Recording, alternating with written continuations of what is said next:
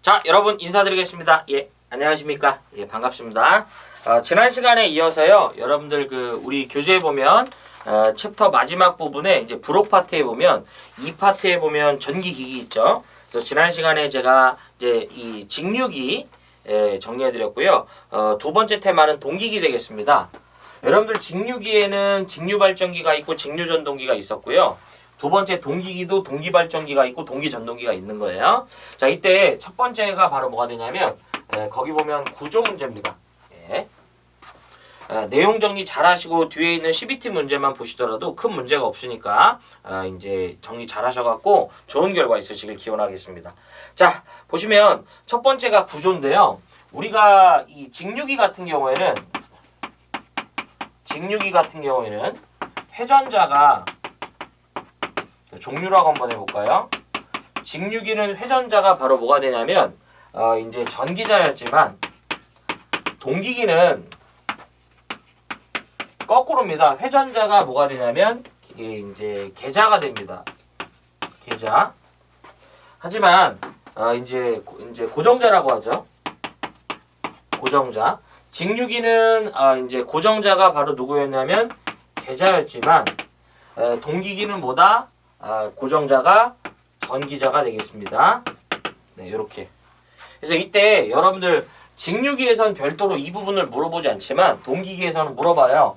회전 계자형 기기가 뭐냐요? 동기발전기예요. 그 다음에 전기자는 여러분들 무조건 무슨 결선만 한다? Y 결선합니다. 여러분들 동기기는 아무 말이 없어도 무조건 뭐다? 삼상 되겠습니다. 동기기는 아무 말이 없으면 동기발전기는 무조건 아무 말이 없으면 몇 상이다? 3상이 되겠습니다. 3상. 네. 3상을 발전한다고요. 그러면 왜 직류기와는 다르게 요놈은 전기자를 이제 고정자로 두고 계자를 이제 회전자로 뒀냐면 사실 중요한 게요. 우리가 전압을 얻을 때에는 전기자에 감겨져 있는 턴 횟수도 중요해요. 제가 이제 우리가 지난 시간에 1장 부분을 제가 정리할 때 이렇게 그려드렸었죠. 그래서 이렇게 외부에 계자가 있고요. 계자에서 우리가 뭘 쏴준다? 자속을 내부에 공급해주면 전기자는 요걸 어떻게 한다? 회전을 하면서 여기에 변화를 줘갖고 여기서 기전력이 발생한다고 했는데 동기기는 좀 반대예요. 뭐냐면 외부에 뭘 감아놓냐면 외부에 우리가 전기자를 감아놓습니다. 이 전기자 권선이 정확히 120도 위상차가 되도록 이렇게 배치를 해놨다라고 보시면 돼. 권선이 3개입니다. 네. 그 다음에 내부에 뭐가 있다? 이렇게 계자가 있다라고 보시면 돼요. 그래서 우리가 발전기에 수력 발전기 같은 경우에는 뭐예요? 수조에서 물을 떨어뜨리죠. 수로로. 수력 발전기는 수조에서 물을 떨어뜨려서, 그쵸? 이 수조에서 물을 떨어뜨려서 어떻게 해요? 이 수차에 충격을 줘서 이렇게 얘가 회전을 하면 요게 계자라고 보시면 돼요. 요 계자가 회전을 하면서 여기서 만들어지는 자기장이 여기에 뭐예요? 변화를 주면서 요 양단에 뭐가 발생한다? 기전력이 발생한다라고 보시면 좋습니다. 그래서 전기자는 무조건 무슨 결선만 한다? Y 결선만 한다라는 거. 이때 시험 문제에서 대부분 뭘 물어보냐면 회전 계자형을 사용하는 것도 물어보고 Y 결선하는 것도 물어보지만 또 하나가 이렇게 회전 계자형을 쓰는 이유가 아닌 걸로 물어보거든요. 이 회전 계자형으로 썼을 때 좋은 점은 기계적으로 이게 전기자 자체가요. 요놈이 전기자입니다. 워낙에 고결선이기 때문에 얘를 돌리기보다는 얘를 돌리는 게 유리해요. 그래서 기계적으로 이제 튼튼함을 얻을 수 있어요. 또 하나가 가장 대표적인 오답으로 뭐냐면 이건 오답이라고 보시면 돼. 깨끗한 기전력의 파형을 유기하려고 하는 건 아닙니다. 그래서 여러분들 이제 보시면 기계적으로 튼튼하나 파형을 개선하려고 하는 건 아니다. 이제 이 의도가 제가 방금 말한 이 의도죠. 그 다음에 Y결선을 하는 이유가 아닌 걸로 이게 우리 이 접지를 할 수 있기 때문에 이상전압을 우리가 방지할 수 있는데 꼭 이렇게 대표적인 오답으로 출력이 증가하는 건 아니다. 여러분들 우리가 말하는 삼상결선은 델타가 있고 Y가 있는데요. 예, 동기기는 무조건 무슨 결선만 쓴다? 동기발전기는 Y결선만 씁니다. 예, 그래서 꼭 기억하자. 근데 Y결선을 하든 델타결선을 하든 출력의 변화가 없어요. 기억 좀 부탁드릴게요. 자, 두 번째 동기속도는 별표를 좀 쳐주시기 바랍니다. 요놈 같은 경우에는 이제 우리가 직류기에서도 고유 테마가 있고요. 동기기에서도 고유 테마가 있는데 기사 부분에서는 좀 너무 쉽기 때문에 잘 안 내지만 우리가 이제 요놈 같은 경우에는 기능사에서는 출제 빈도가 꽤 있어요. 뭐냐면 두 번째가 바로 뭐가 되냐면 동기 속도가 됩니다. 요거를 우리가 NS라고 그래요. 동기기를 영어로 싱크로노스 제너레이터라고 표시해서 동기기를 표현할 때 우리는 S를 표현합니다. 그러니까 동기발전기에 계자가 회전하는 속도를 말한다고 보시면 돼요. 회전자가 계자였죠. 그래서 동기속도 NS는 어떻게 표현할 수 있냐면 P분의 120의 F로 우리가 표현할 수 있어요. 이때 물어봐요. 뭐냐면 이 P는 뭐가 된다? 극수를 말합니다. N극과 S극의 뭐다? 개수를 말하죠. 네, 우리는 이렇게 극수가 무조건 극수가 2개가 아니라 극수가 4개가 될 수도 있는 거죠. 이런 식으로. 또는 6개가 될 수 있는 거니까 그러니까 극수는 무조건 뭐예요? 2개가 아니다. 이건 대신 이제 뭐 짝수로 증가하겠죠. 자, 그 다음에 F는 뭐가 된다? 주파수를 말해요. 주파수. 근데 어차피 여러분들 이 주파수는 60 아니면 얼마다? 50이죠. 자, 여기서 하나 기억해야 될 게 동기속도를 결정하는 놈은 누구예요? 극수와 결과적으로 뭐다? 주파수가 결정하네. 자, 외워주시면 좋다. 뭐냐면 주파수가 60Hz라 가정하는 거예요. 만일 주파수가 60Hz라고 하면 P가 2극이래요. 극수가 2극이래. 그럼 여기다 2 넣고 여기다 60 넣으면 요게 얼마가 되냐면 동기속도가 3600 RPM이 되겠습니다. 그래서 시험 문제에서 현재 우리나라에서 가장 빠른 동기발전기의 속도는 어떻게 되네요? 3600 RPM인데 요걸 초당으로 물어볼 때도 있어요. 만약 초당이 이제 우리가 RPS입니다. 이게 초당이라고 보시면 돼요. 초당. 그럼 요걸 60으로 나누면 뭐예요? 60 RPS죠. 초당으로 물어본 적이 있다. 뭐 우리나라의 현재 화력발전기의 속도라고 보시면 돼요. 화력발전기는 극수가 2극이야. 자, 그다음에 P 이코르 4극이 되면 요게 이제 2배 증가했으니까 속도가 2배로 감소하겠지. 1800 RPM이 되고요. 요게 우리나라의 원자력기라고 보시면 됩니다. 자, 그다음에 P 이코르 6이 되면 동기속도는 1200 RPM이 되고요. 그 다음에 P 이코르 8극이 되면 동기속도는 900 RPM이 된다는 거. 이렇게. 그래서 요 4개 정도는 여러분들이 외워주시면 좋아. 이건 어디까지나 주파수가 몇 RPM이었을 때? 60이었을 때죠. 이 밑에부터는 수력기라고 보시면 돼. 그래서 보면 이제 동기속도인데 꼭 기억합시다. 기본 문제를 내요. 기본 문제. 그러니까 이런 거 나오면 주워 먹자. 자, 세 번째 전기자 권선법 되겠습니다. 전기자의 코일을 감는 방법인데요. 네. 자, 이것도 좀 지워볼게요. 그래서 우리 첫 번째 구조, 두 번째 동기속도였었죠. 네. 이제 세 번째가 바로 뭐가 되냐면 전기자 권선법 되는데 직류기에서 제가 이걸 언급을 안 드렸는데요. 동기기에서는 출제 빈도가 꽤나 있습니다. 우리가 전기자의 코일을 감는 방법은 고상권으로서, 회로권으로서, 그 다음에 2층권이라고 합니다. 요 2층권 안에는 뭐가 있냐면 중권이라는 게 있고 뭐가 있냐면 타권이라는 게 있는데 동기기의 경우는 오로지 중권만을 감습니다. 이때 이 중권에는 거기 보면 집중권과 전절권이라는 게 있는데 우리는 집중권과 전절권은 사용하지 않고요. 분포권과 뭘 쓰냐면 단절권을 씁니다. 뭘 쓰냐면 이 분포권이라는 게 있고요. 그 다음에 뭐가 있다? 네, 단절권이라는 게 있다. 그래도 말을 했으니까 하나 기억하자. 거기 보면 집중권은 슬롯이 한 개인 방식이다라는 걸 기억해 주시면 좋아요. 집중권은 슬롯이 몇 개? 한 개. 그 다음에 전절권은 항상 시험에서 물어볼 때는 아닌 것으로만 물어봐요. 또는 잘못된 것은. 만약에 우리가 전기 기능사 시험 문제를 제가 풀러갔는데 잘못된 것은, 옳지 않은 것은, 아닌 것은 이런 식으로 물어봤을 때 전절권 있으면 그거 찍어라. 정답이다. 그 다음에 집중권도 물어보는 게 딱 하나 있어요. 슬롯이 한 개인 방식이에요. 이제 설명하면 또 복잡하기 때문에. 자, 그러면 이때 분포권이나 우리가 단절권을 쓰는 이유가 뭐냐면 기전력의 파형을 개선하기 위해서예요. 기전력에 뭘 개선한다? 파형을 개선하기 위해서예요. 깨끗한 정연파를 만들기 위해서야. 얘 같은 경우에도 기전력에 뭘 개선한다? 파형을 개선하기 위해서예요. 괜히 이렇게 정리하는 게 아닙니다. 우리가 시험 문제에서 분포권이다 단절권이다 이런 얘기 나오면 먼저 뭘 찾아라?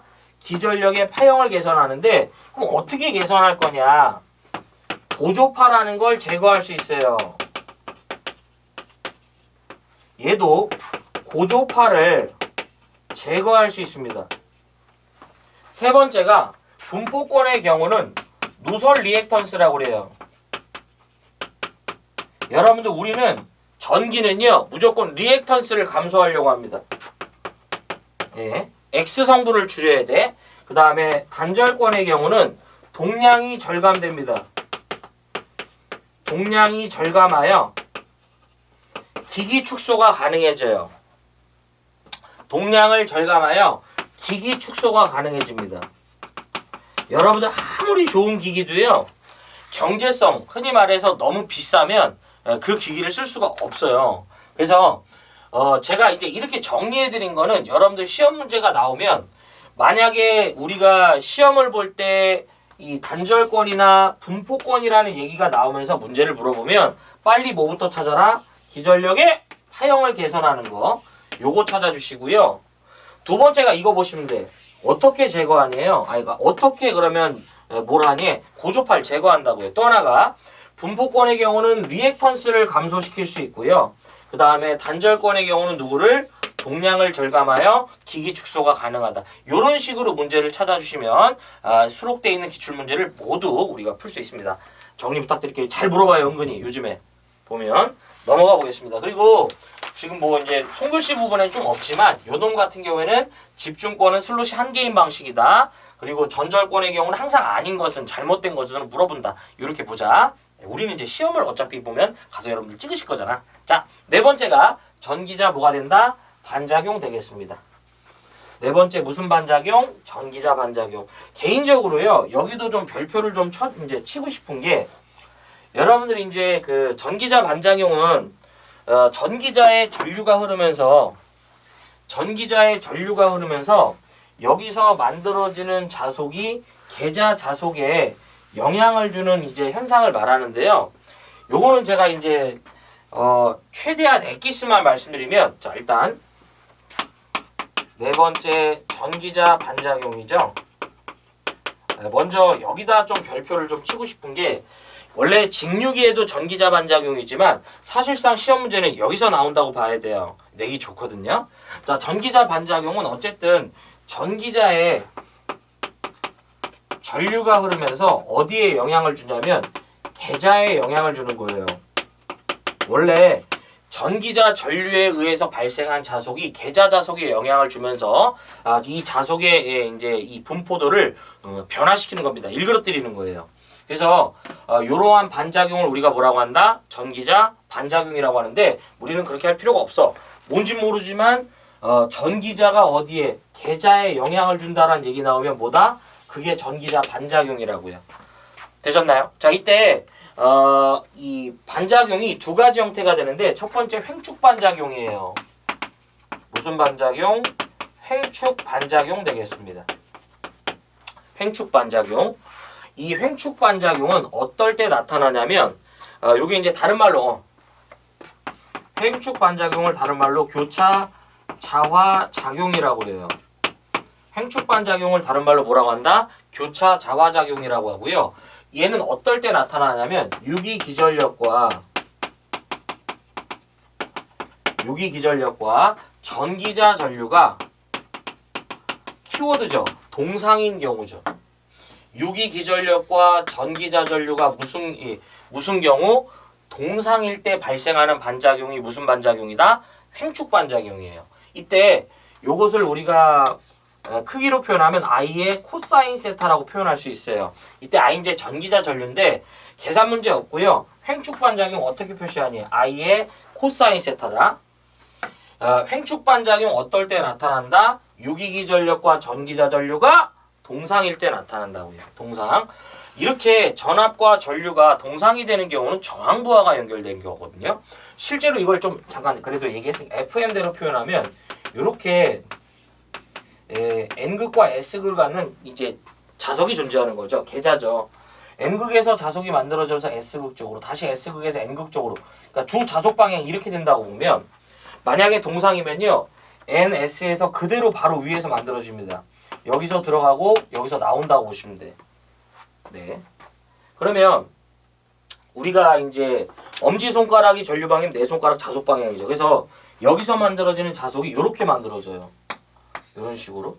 그래서 지금 이렇게 되죠. 그래서 얘와 얘가 어떻게 돼요? 지금 교차하죠. 그래서 이걸 우리가 뭐라고 한다? 교차 자화작용이라고도 합니다. 또 하나가 가로축으로 만들어지고 있죠. 그래서 이걸 우리가 무슨 반작용? 횡축 반작용. 두 번째 직축 반작용인데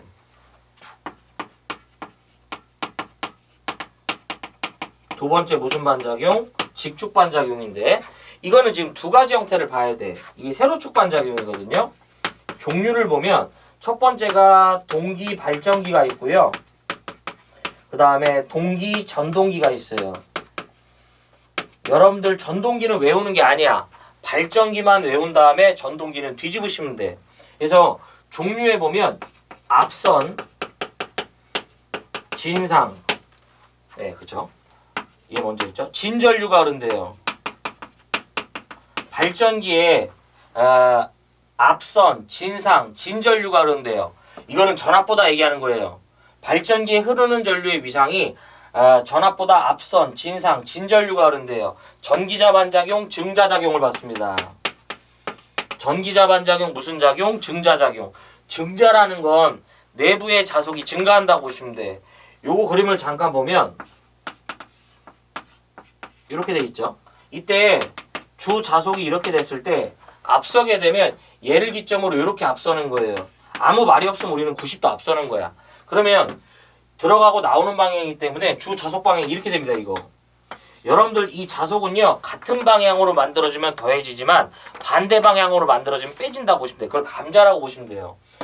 하지만 이번에는 반대로 뒤진 그 다음에 지상 그리고 지전류가 흐른대요. 빼버릴게 이거. 이때는 전기자 반작용 무슨 작용을 받냐면 감자작용을 받습니다.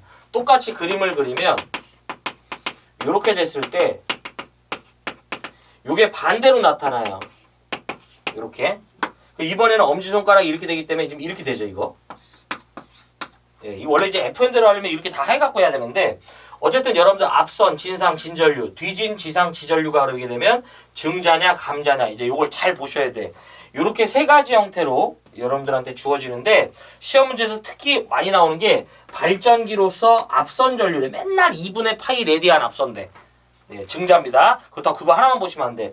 전동기는요 반대로 나타납니다. 발전기가 증자의 경우라면 전동기는 감자고요. 요 놈은 증자작용을 받는다는 거. 그래서 원래 이것도 발전기를 위주로 공부하시는 거지 전동기는 반대로 나타난다고 보시면 됩니다. 그래서 이렇게 여러분들이 기억해 주시면 좋겠습니다. 그 다음에 이 횡축 반작용은 i의 코사인 세타라고 했지만 직축 반작용은 i의 사인 세타로 표현한다는 거. 이제 이렇게 좀 정리 좀 부탁드릴게요. 자, 요 내용 지우겠습니다. 5번째. 그래서 요거 여러분들 보면 전기자 반작용은 사실상 동기계에서 나온다고 봐야 됩니다. 이거 지워보겠습니다. 5번째 뭐가 된다? 동기발전기의 무슨 운전? 병렬 운전 조건 되겠습니다. 너무너무너무 중요합니다. 여러분들 이제 이 병렬 운전도요. 병렬 운전도 출제가 이제 된다라고 봐야 되는데 아주 확률이 높은 게 요 놈이죠. 그래서 5번째가 동기발전기의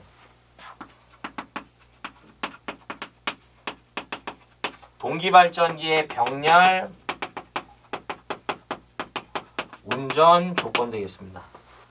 지금 외우실 때 이렇게 외우셨으면 좋아요. 크, 위, 주파.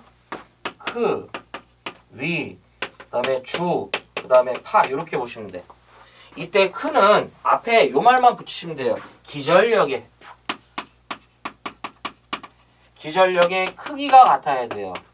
병렬 운전대는 각 발전기에 뭐가 같아야 된다? 기전력의 크기가 같아야 돼요. 두 번째가 기전력의 위상이 같을 것이에요. 네. 그 다음에 기전력의 주파수가 같아야 돼요. 마지막 기전력의 파형이 같아야 됩니다. 우리가 이제 뭐 정연파죠. 뭐 삼각파 뭐 이런 것 이제 다른 파형들 있죠.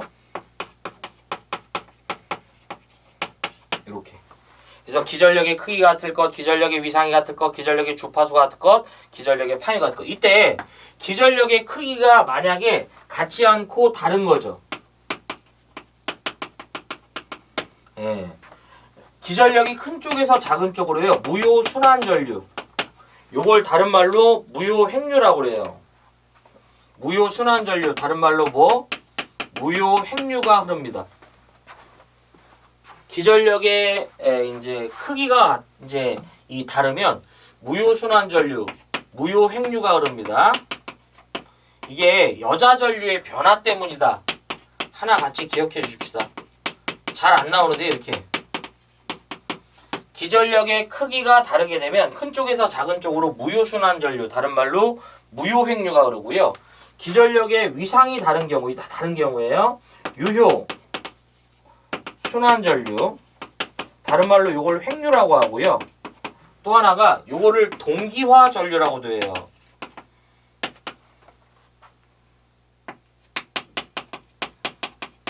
이 원동기 출력이 변하면서 이런 일이 발생하는 건데, 자, 기전력의 크기가 다르면 무효순환 전류, 기전력의 위상이 다르면 이 이제 유효순환 전류인데 특히 요즘에 이렇게 잘 나옵니다. 그 다음에 기전력의 주파수가 다르게 되면 난조가 발생합니다. 뭐가 발생한다? 난조가 발생하는데, 난조라는 건요, 발전기가 자신의 속도의 전후로 왕복 진동하는 거예요. 계속. 안 좋은 거죠. 자기 속도를 찾질 못하고 계속 불안정하게 진동한다고요. 헌팅 보통 이제 이렇게 얘기하는데, 이거를 우리가 방지하기 위해서 대책으로는 제동건선 되겠습니다. 잘 물어봅니다. 난조, 제동건선, 난조, 제동건선, 난조, 제동건선 이렇게 좀 기억해 주면 좋겠어요. 난조가 발생할 때 우리가 이에 대한 대책으로는 뭐다? 제동건선 되겠습니다. 이 지속적으로 유효순환 전류가 흐르기 때문에 그렇고요. 파형이 다르게 되면 이건 물어본 적이 없는데 고조파, 고주가 아니라 고조파 무효순환 전류가 흘러요.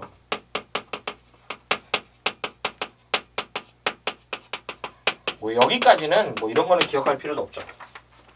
그래서 써보지도 않았죠. 이제 물어보질 않으니까.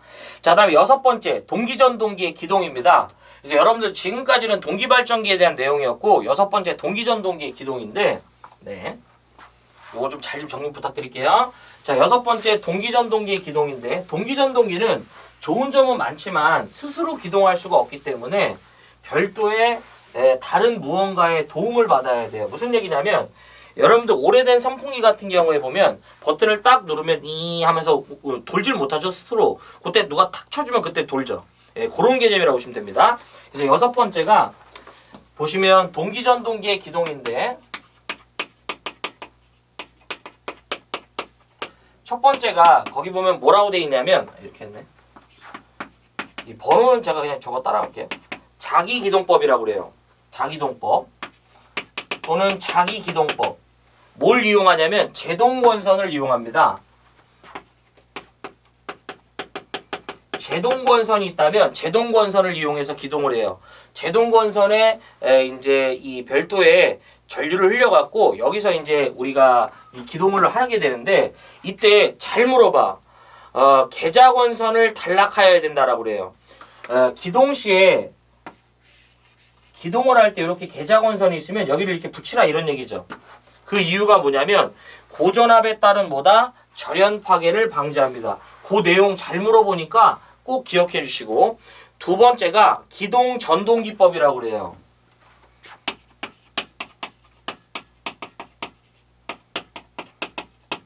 무슨 법? 기동 전동기법. 별도의 전동기를 이용해서 따로 같이 기동을 시키는 거예요. 이때 우리가 뭘 쓰냐면 삼상 유도 전동기를 씁니다. 네. 이때 거기 보면 유도 전동기를 만약에 기동용 전동기로 쓰면 기동하고자 하는 동기 전동기의 극수보다 이극을 적게 설계합니다. 네, 이것도 여러분들 같이 부탁드릴게. 무슨 얘기냐면 제가 지금 동기 전동기가 4극짜리예요. 근데 얘를 기동하려고 유도 전동기를 선택을 했습니다. 그러면 이 유도 전동기는 동기 전동기의 극수보다 몇 극을 2극을 적게 설계합니다. 예, 그 얘기를 하는 거예요. 네, 그럼 이제 얘가 4극이었으면 전 2극을 쓰겠죠. 물론 뭐 2극짜리면 다른 방법을 써야지 연극이 없으니까. 요즘에는요 이런 건 다 옛날 방식이야. 전부 다 반도체 소자를 이용하지. 자, 7번째 위상 특성 곡선이라고 그래요. 무슨 특성 곡선? 위상 특성 곡선. 여러분들 거기 옆에다 그림 하나 그려주실래요? 우리 그 문제에서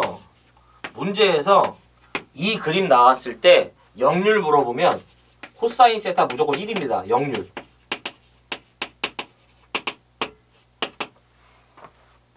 예.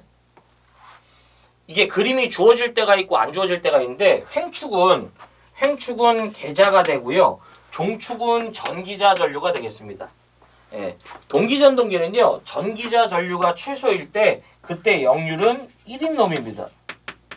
그래서 그냥 뭐 그렇게 이제 동기전동기의 전기자 전류가 최소일 때 역률은 어떻게 되냐요? 1이라고 할 수도 있고 대놓고 이 그림이 주어져. 그러면 이게 뭐다? 역률이 1이다. 이렇게. 다음에서의 이 IA가 최소일 때 전기자 전류는 어떻게 되는가? 그러니까 이제 IA가 최소일 때 이게 전기자 전류죠. 역률은 어떻게 되는가? 1이 된다고요. 자, 이때 보세요.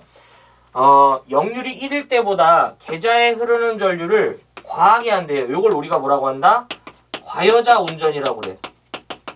예, 이때는 회로에 진상 전류를 흘릴 수 있어요. 무슨 전류? 진상 전류를 공급할 수 있다는 얘기는 이 동기 전동기를 이제 콘덴서로서 작용할 수 있다 이런 얘기죠. 투입할 수 있다 이런 얘기고 반대로 역률이 1일 때보다 계자에 흐르는 전류를 부족하게 하면 이걸 우리가 뭐라고 한다? 북이라고 썼네.